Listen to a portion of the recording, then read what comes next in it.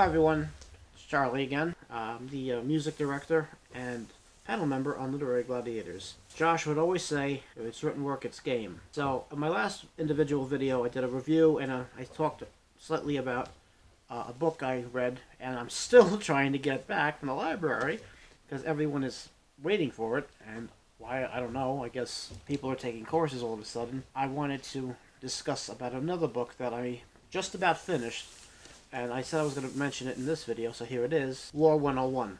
Everything you need to know about American law. It's a 5th edition by J.M. Feinman.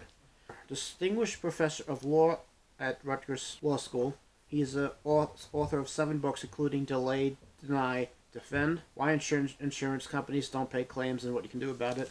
That's on my to-read list as well, because I work in the information field, and there are people who, they have questions, and I have to give them answers. So I do have an interest in law, taken other courses in it. You don't necessarily have to be Juris Doctor in order to know just your basic rights, your law. This is not going to tell you how to mouth off to a cop. You don't ever do that because you'll end up in cuffs. This is just going to tell you a little bit, tips and tricks, what happens in tort law. Tort law is basically anything from falling on a banana peel, as you'd see in the cartoons, to getting hit in the face with a deck chair at a backyard party. I didn't know that. I thought that was all accident or negligent. No. If somebody came to me and punched my face in, make it a little better looking, but if not, that can technically be a tort. Just finished that chapter. And volumes and volumes and volumes and websites I've been reading and looking at. We have a website, not at where I work, but at another place. It's called Westlaw, and it's basically it has all of the cases ever since the 1700s,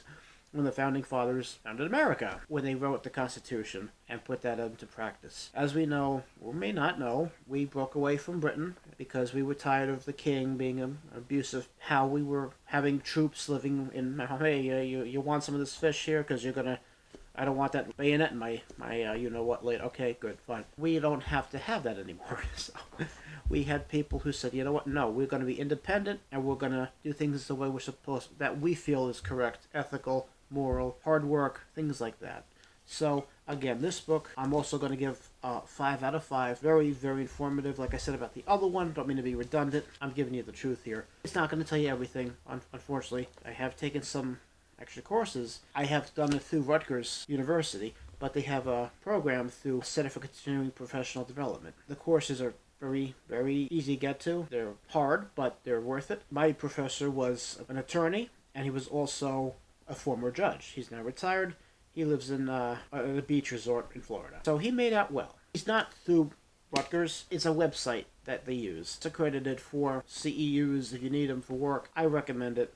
You know, the certificate and the transcript you get do say Rutgers Center for Continuing Professional Development, and it's basically a certification of completion that you studied this or that. I just finished legal writing and research. As I briefly mentioned in the past video, legal writing and research alone is what mostly the paralegals do. Paralegals are so necessary. You see in the camera, you see on all the TV shows and all these movies, justice being served and these lawyers going at it tooth and nail.